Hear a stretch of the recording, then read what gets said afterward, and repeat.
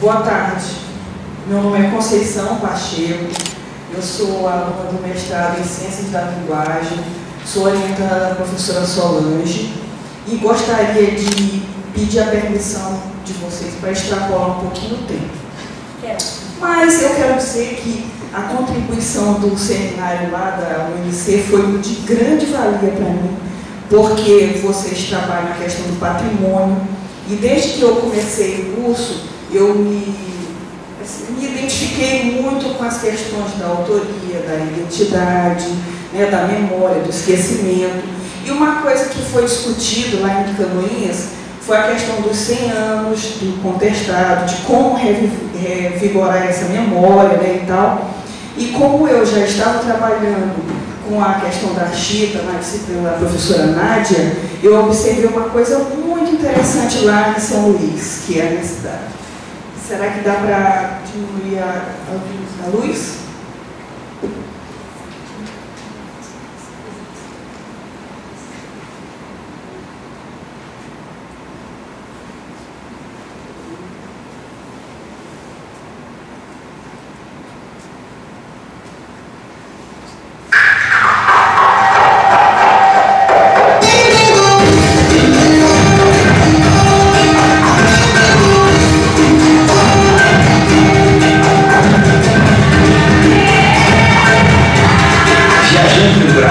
Procurando conhecer e aprender os passos, gingados de dançarinos mortais, aprendemos que as danças circulam e que o corpo informa sobre a vida de cada dançarino.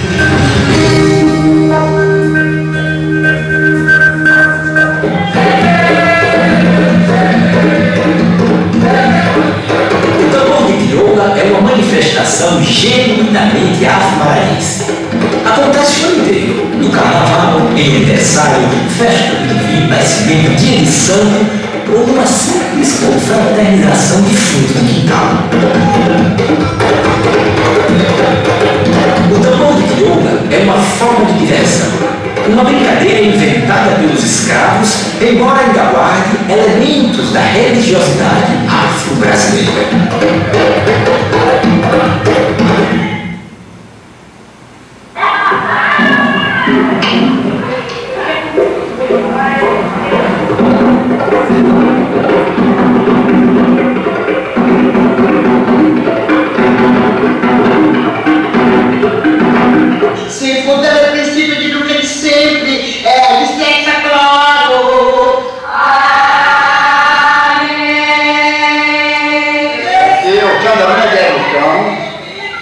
São Benedito e Otonal e Benedito São. Eu me entendi aquela festa de São Benedito, o pretinho tem. Então vamos para ele, velho, e depois torna bater. Aí todo mundo se entrou, e aquele pega uma coisa para ele fazer embaixo. Benedito, papai seja! Viva quem São Benedito! Depois vai chegar. Felipe, vou criar. Não tem criado ninguém.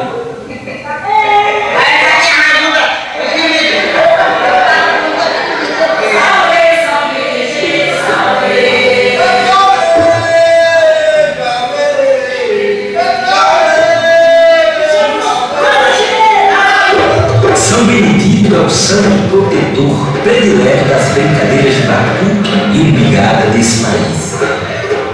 O próprio nome dos grupos de tambor de crioula maranhense diz tudo: brincadeira de São Benedito, filhos de São Benedito, orgulho de São Benedito.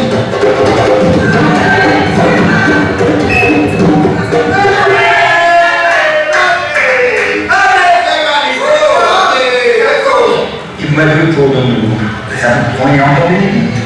E graças a Deus é procurado para todo lado. Eu não estou procurado, só tá bom. É só ver uma reunião para o Benedito, do mestre.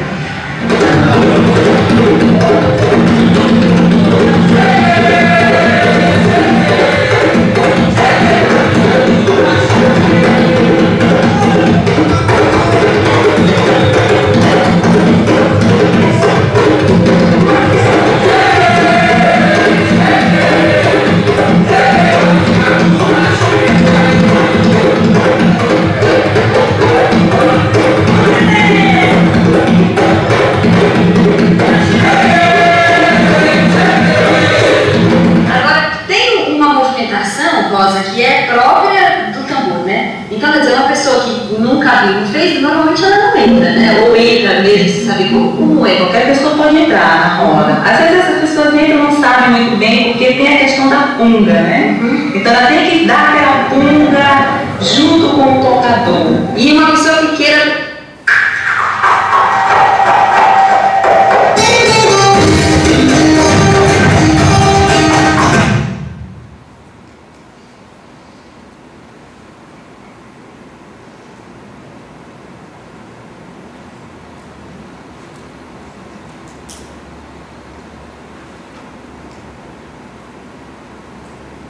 Então, como parte do meu trabalho de pesquisa do mestrado, eu vou usar o tambor de crioula como patrimônio material e memória discursiva.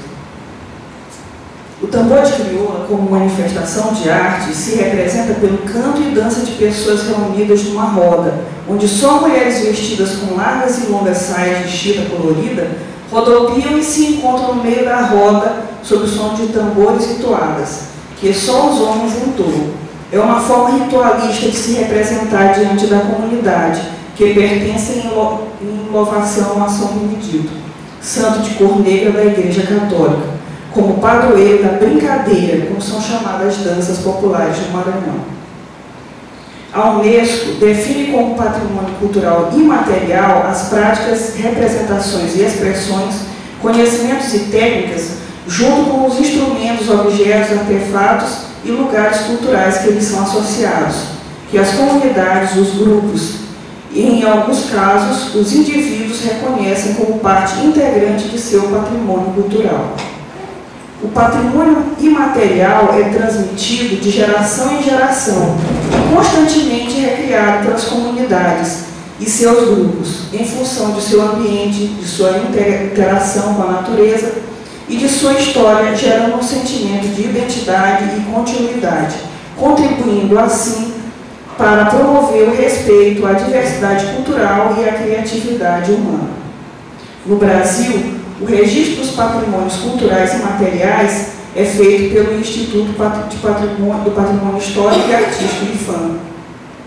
O registro do tambor de crioula do Maranhão como patrimônio material do Brasil ocorreu em 18 de junho de 2007 e, segundo o IPHAN, faz parte de um projeto de reconhecimento das formas de expressão que compõem o amplo e diversificado legado das tradições culturais de matriz africana do país.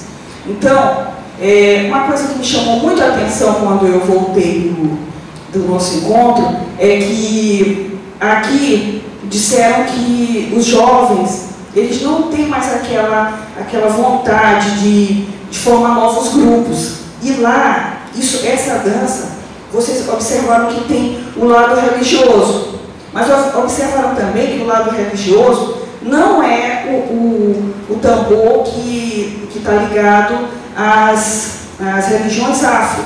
Não tem a ver com o candomblé ou com a umbanda. É tanto que antes eles rezam uma ladainha, quer dizer, é uma forma de estarem ligados às tradições religiosas do colonizador, do europeu, da Igreja Católica. Outra coisa, não se vê somente grupos de tambor de crioula de senhoras, porque em geral é uma dança de senhoras, né, já de idade, mas não se vê de jovens. E nos cantos, assim, quando vou da casa dos meus pais para a casa onde eu moro, existem várias praças em que durante o ano inteiro as pessoas, os jovens se reúnem em determinado horário para fazer os ensaios, para que durante as festas eles possam se apresentar. Certo? E então o tambor de crioula recebeu o título de Patrimônio Material da Humanidade. E é interessante também, com relação ao que o colega falou, na formação nas escolas, que lá também em Canoinhas foi dito que isso é um papel da escola. A escola tem que incentivar as danças e tudo, só que lá isso parte da comunidade. Eu trabalhei numa escola em que durante as festas, a diretora ia nas casas procurar quem coordenava os grupos, para eles se apresentarem na escola. E não as brincadeiras da escola irem à comunidade. E aí, esse trabalho, esse tambor de crioula, eu pretendo utilizar para trabalhar na análise do discurso, que, como a colega anterior falou, fala dos sentidos, né? Dos vários sentidos. Eu vou correr com os slides e depois eu explico. Então, a memória discursiva é trabalhada pela noção de interdiscurso, algo que fala antes, em outro lugar e independentemente. Trata-se do que chamamos de saber discursivo. É o já dito que constitui todo o dizer. Orlandi, 2010, página 21. O tambor de crioula enquanto comunidade, ele se constitui na oralidade, e a sua transcrição, por mais semelhanças que possa apresentar em relação à escrita, produzirá sempre um sentido diverso, inacabado e ambíguo, exatamente por não ter passado pelo processo de legitimação. Aquilo que também já foi falado, né, que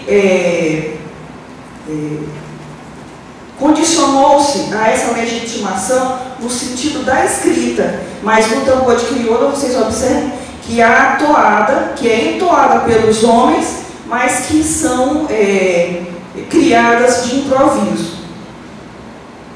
A função autor é a dimensão da autoria que está sempre presente, inclusive no discurso da oralidade. Já o efeito autor, a autora descreve como sendo efeito do discurso e não dos sujeitos. Galo, 2011. Então é muito interessante essa questão da autoria, do efeito de autoria e da função de autoria.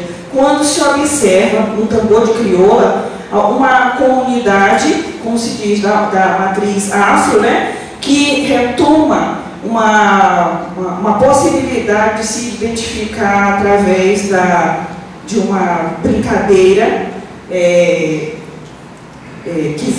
elegeu o São Benedito como a atração principal, se colocando numa função de autor, né? Mas com o improviso das toadas, ele assume, então, o efeito de autoria, embora seja na oralidade. A palavra discurso, etimologicamente, tem em si a ideia de curso, de percurso, de correr por, de movimento. O discurso é, assim, palavra em movimento. Prática de linguagem, com o estudo do discurso, observa-se o homem falando. As toadas do tambor de crioula deixam transparecer, como forma de interdiscurso, a busca de uma comunidade por seu lugar social e político.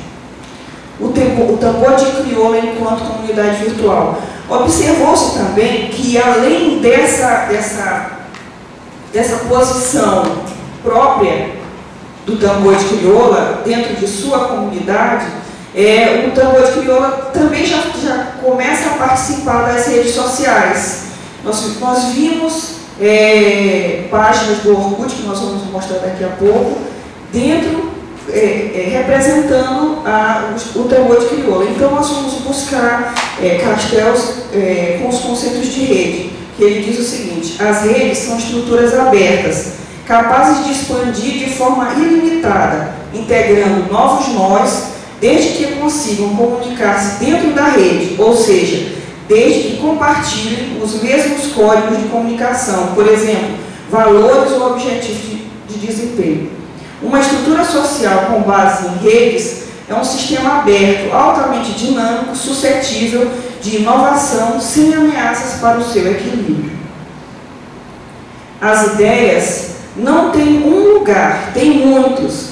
O fato de se aceitar que elas têm um lugar já é inscrever-se no efeito do discurso. Seus lugares nunca são absolutos, só relativos. Relacionamos essa afirmação de que as ideias não têm lugares absolutos com o princípio discursivo de que os sentidos não têm origem, não pertencendo de direito a lugar nenhum.